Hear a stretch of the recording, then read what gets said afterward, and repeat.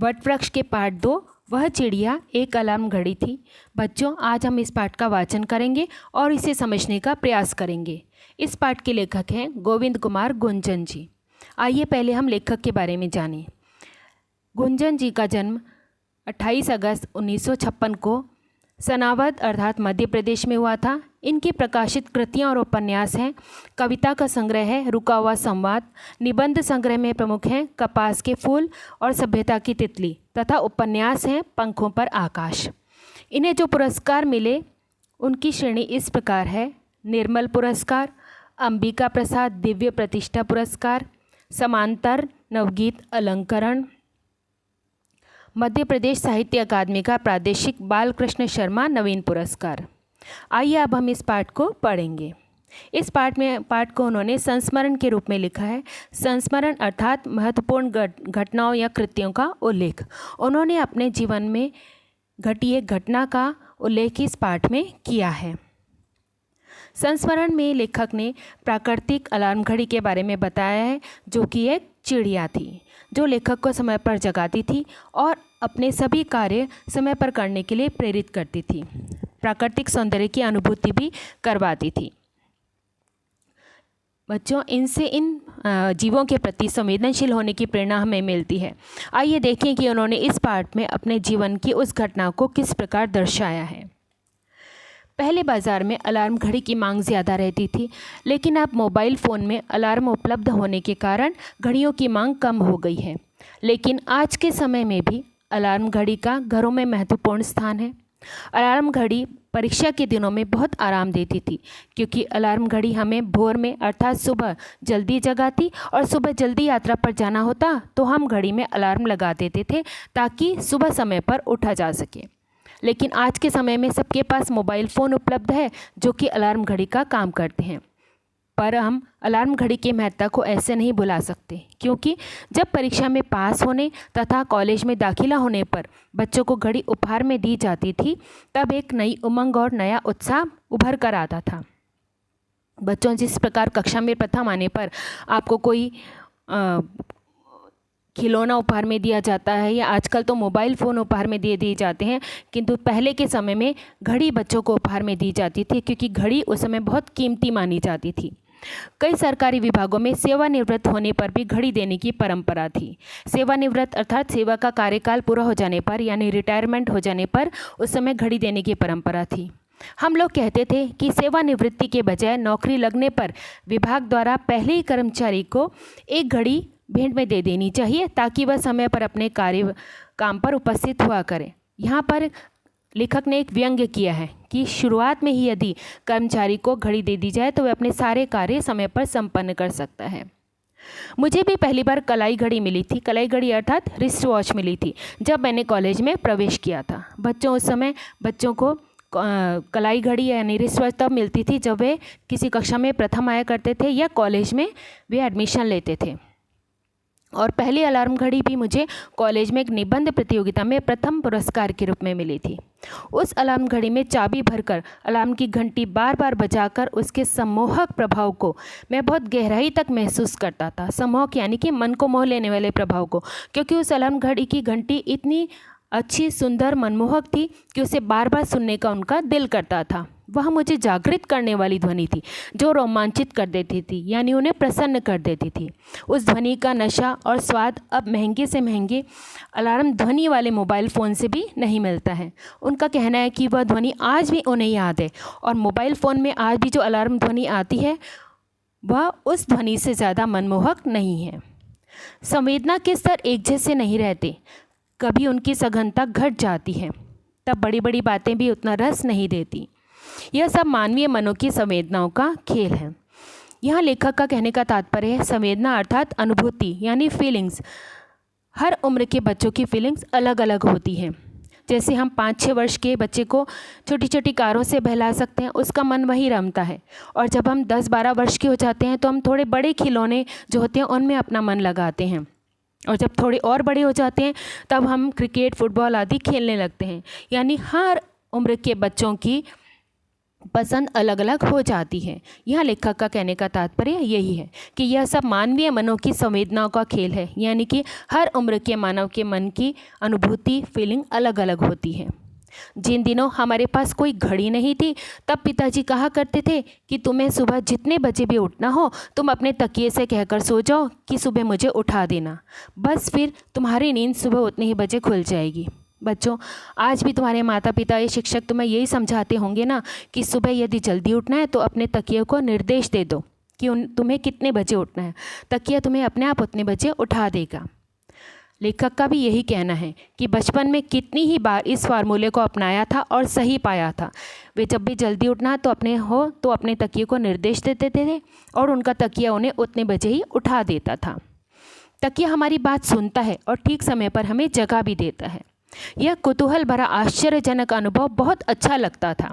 कुतूहल भरा इसलिए कहा है क्योंकि उन्हें जिज्ञासा रहती थी कि देखें कि कल मेरा तकिया मुझे जगाता है कि नहीं जगाता, पर उनका अनुभव उन्हें हमेशा सही प्रतीत होता था, भले ही तब उसका रहस्य हमें पता नहीं था।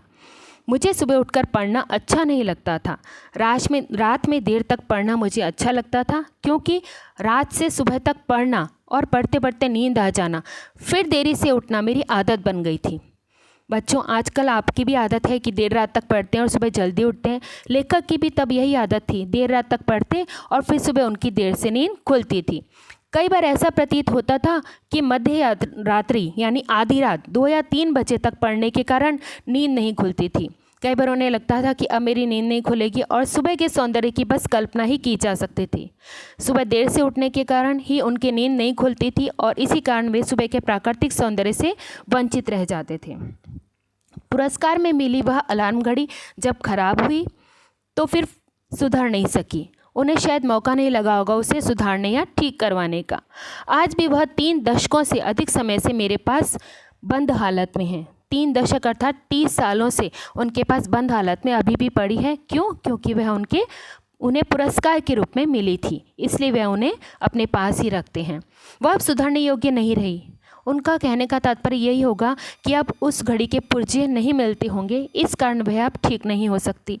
परंतु मैं भी कहाँ सुधरने लायक बचा था। अर्थात लेखक को देर तक पढ़ने की और सुबह देर से उठने की आदत इतनी ज़्यादा हो गई थी कि वे अब उन्हें लगता था कि वे अब इसे सुधार नहीं पाएंगे। देर तक पढ़ना और सुबह देर तक सोना एक अभ्यास ही बन गया था, यानी उनकी एक आदत बन गई थी। वह 80 का दशक था। 80 अर्थात 1980 की बात की है उन्होंने। मेरी नई नई नौकरी लगी थी, पहली बार घर से बाहर निकला था, एक कमरा किराए पर लेकर रहता था। जब उनकी नौकरी लगी तो उन्हें अपने शहर से दूर जाकर रहना पड़ा और एक कमरा किराए पर लेकर के रहना पड़ा था। अकेले रहने का यह पहला अनुभव था। बचपन में तो उन्हें उनकी माँ जो है ज़बरदस्ती जगा दिया करती थी, पर यहाँ उनके लिए बहुत मुश्किल था कि वे सुबह कैसे उठेंगे। कमरे में मैंने माँ देवी वर्मा, सुमित्रा नंदन पंत और सूर्यकांत त्रिपाठी निराला जी की सुंदर तस्वीरें फ्रेम करवा कर टांग रखी थी। ये सब लेखक उनके प्रिय लेखक थे, इसी कारण उन्होंने ये सारी तस्वीरें अपने आसपास टांगी हुई थी। एक तरफ गोसाई तुलसीदास जी का चित्र, अपनी पुस्तक और अपना एकांत। उनके कमरे में ये सब उनके साथ रहते थे। अपनी पुस्तकें पढ़ना और अकेलेपन से प्यार करना उन्हें पसंद था, क्योंकि उस समय उनके कार्य में दखल देने वाला कोई नहीं होता था। रातें जाग जाग कर बिताना, कविताएं लिखना और कविताओं में डूबे रहना जैसे स्वर्ग में जीना था। उन्हें अपनी कविताएं लिखना, उन पर विचार करना मानो लगता था उन्होंने स्वर्ग जी लिया हो।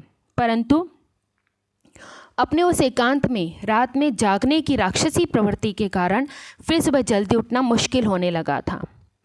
एकांत में रात को जागते थे और सुबह देर से उठते थे। तो रात में जागने की प्रवृत्ति को उन्होंने राक्षसी प्रवृत्ति इसलिए कहा है क्योंकि बच्चों, आपने भी अक्सर सुना होगा कि रात में निशाचर यानी राक्षसी विचरण करते हैं, इसलिए रात में जो जागता है उसे राक्षसी प्रवृत्ति का कहा जाता है। इसीलिए उन्होंने यहाँ पर इस शब्द का उपयोग किया है।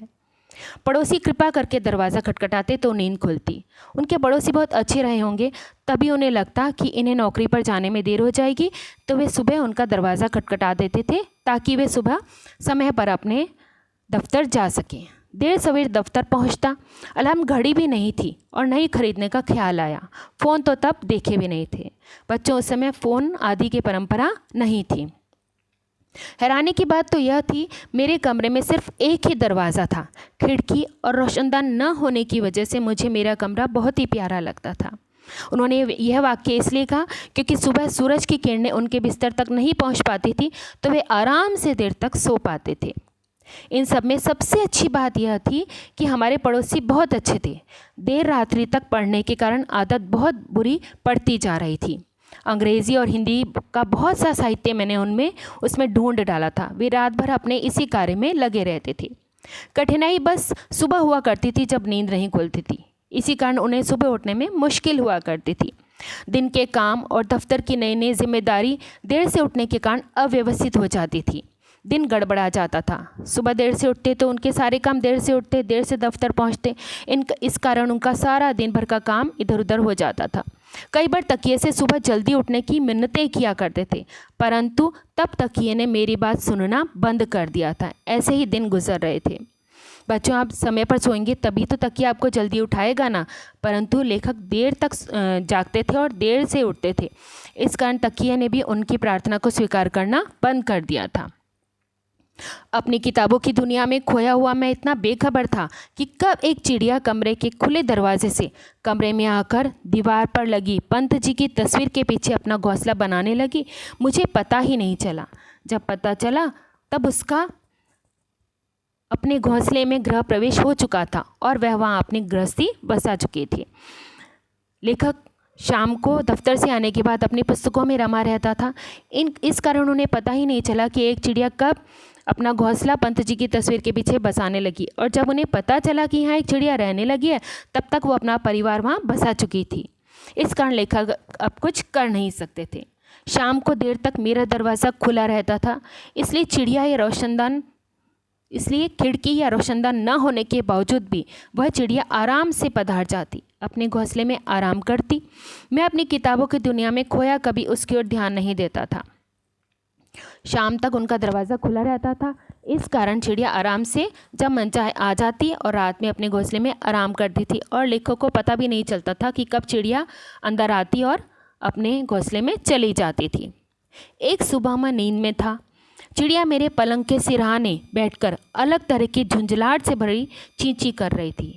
सिरहाने यानी तकिए के पास आकर के, झुंझलाहट यानी परेशानी से भरी चींची कर रही थी। उसकी आवाज़ तीव्र थी, मानो मेरे न उठने पर वह नाराज़ हो। उसकी आवाज़ से मेरी नींद खुली, परंतु मैं नहीं उठा। बच्चों, पक्षियों को सुबह बाहर विचरण करने की आदत होती है, लेकिन लेखक सुबह देर तक सोता रहता था। इस कारण चिड़िया को झुंझलाहट यानी परेशानी होने लगती थी। इसी कारण वह तीव्र आवाज़ में शोर करने लगी थी। चिड़िया बार बार पलंग के सिरहाने आकर फुदकती और अपनी तीव्र ध्वनि से कमरे को गुंजा रही थी। मैं कुछ समझा नहीं, परंतु उठकर दरवाज़ा खोला तो वह बाहर चली गई। लेखक ने जैसे ही दरवाज़ा खोला वह तीव्र गति से बाहर चली गई, क्योंकि उसका उद्देश्य तो यही था, बाहर जाना। तब मैं समझा कि सुबह सुबह चिड़िया को बाहर जाना होता है। घोंसला तो केवल उसका रात भर का आश्रय था, यानी केवल रात को आराम करने के लिए वह अपने घोंसले में आती थी।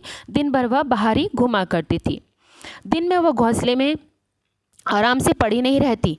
छुट्टी के दिन हम भले ही घर में पड़े रहें, लेकिन चिड़िया को दिन भर घोंसले में रहना नहीं सुहाता था।